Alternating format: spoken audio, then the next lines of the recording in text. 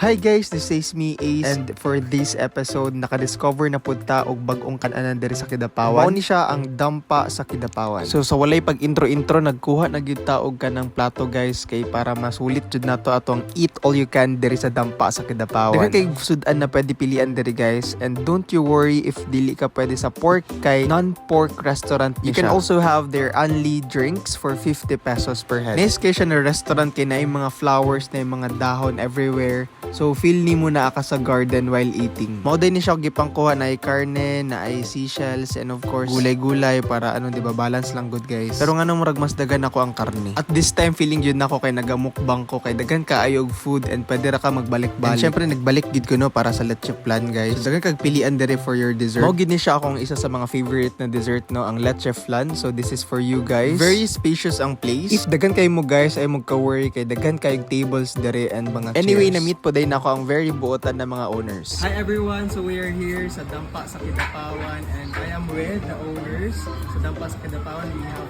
Ma'am Doris and Sir Sunny. And so Ma'am Sir, invite nato sila. Hi everybody! We're in Dampa sa Kidapawan. We visit our place and taste our food. Dili mo magbahay. Kung matilawan ninyo ang muang something's food. Thank you!